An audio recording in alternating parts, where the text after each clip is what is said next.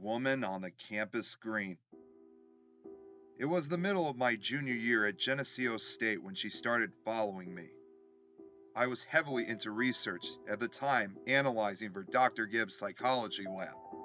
The work was time consuming, and I often didn't leave the science building until 9 or 10 at night. By then, the campus walkways were relatively empty. Most everyone was either back at their dorms, in the library, or out on the town drinking, and the 10-minute trek back to my dorm was a quiet one. It gave me time to think.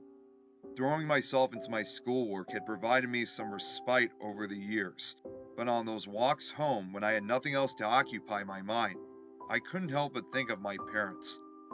It had all happened so fast. They found Mom in the backyard that terrible summer, only days after I left for my freshman year.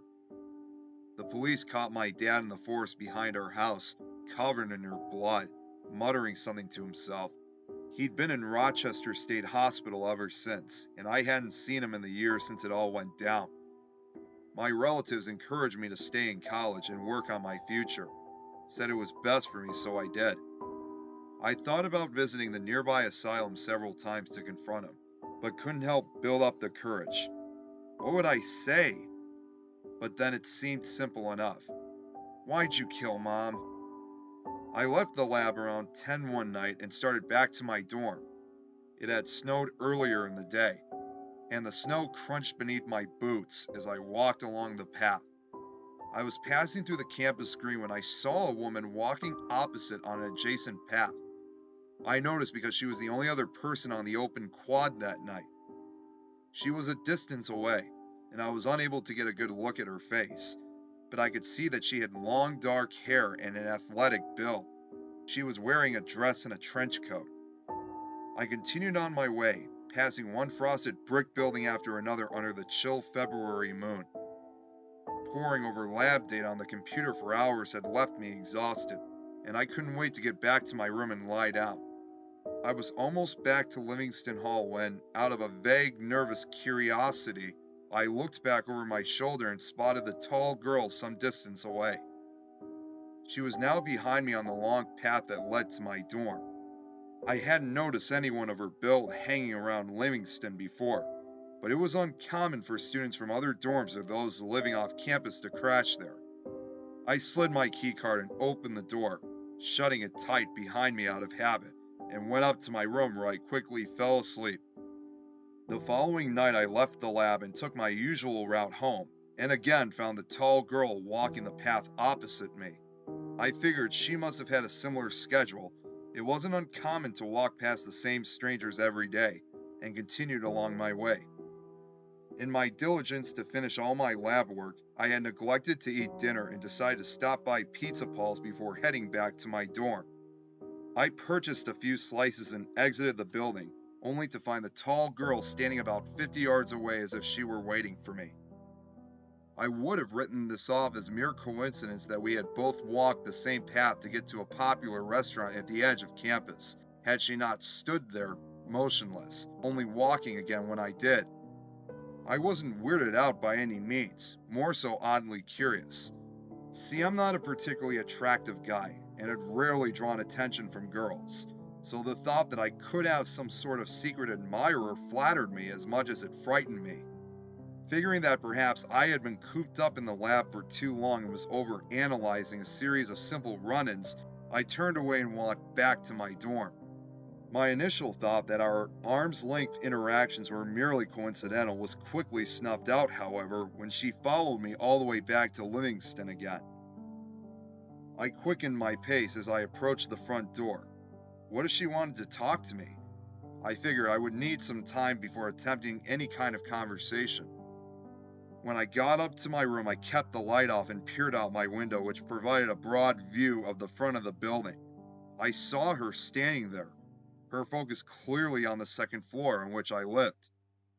In the darkness, I was unable to make out her facial features, but it was clear that she was staring up, and she seemed to be talking, not calling out, nor using her phone, just talking to herself. This went on for several days. I would leave the lab, and the girl would pass me on a different path, then follow me, always at a comfortable distance. I became anxious so much that I decided to take a longer, more roundabout path back to my dorm. But my attempts to evade the girl were futile, as again she followed me, making no attempt to conceal her pursuit, only her identity. Who is she? I wondered. Why me? I had spent many long and lonely nights since the death of my mother and the institutionalization of my father, and considered what it would be like to have another person in my life whom I could be close with. The thought of having a girlfriend intrigued me, but I could never build up the nerve to approach her. After a bitter February gave way to a frigid early March, and this girl and I continued our nightly routine, it had been long enough to reflect upon the situation more deeply. I made it my mission to finally confront her. I left the lab that night, later than usual, and instead of returning to my dorm, went into the nearby Wadsworth Auditorium, the school's theater venue. As expected, she followed me into the dark building, which was open for third shift maintenance staff, but currently vacant. I raced through the dimly lit lobby and into the main auditorium, hiding myself behind soundboards and stage lights just beside the door. After catching my breath, I nervously called out, "Hey, I know you've been following me." I tried to sound welcoming, but I was trembling, my voice especially shaking. "Show yourself. I'd like to get to know you." An oppressive few moments passed, and I wondered whether she would follow me into the pitch black auditorium, but then the door opened and in walked my admirer. She stepped forward into the darkness, the light from the lobby illuminating her large frame as she walked down the near aisle, her back now toward me. It was the closest the two of us had been to that point, and she appeared even taller than I had imagined.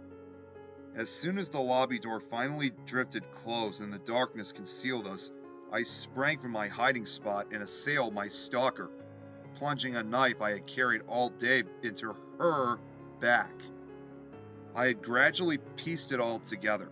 My father had somehow escaped from the asylum and had been trailing me, watching me, hoping to get close enough to kill me and reunite me with my mother.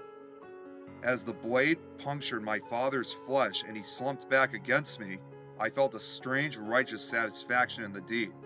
It almost felt natural. But when a voice cried out from behind that long black hair, I was shocked to hear a woman's shrill scream. My eyes had adjusted somewhat to the dark, and as I flipped the paralyzed body over, I finally saw the face of my stalker. It was not my father, but a young woman, no older than 22, stocky. I had no time to process it all, who she was, why she had followed me, because the bright auditorium lights flipped on and two custodians ran in, quickly subduing me. This all happened a few years back. Turns out the girl was a sophomore at Geneseo. I never did find out what she wanted, though. Dad and I, however, have gotten to talk again. They keep us in separate wings here at Rochester State, but I get to see him on occasion. We talk about Mom, among other things. I'm not mad at him anymore.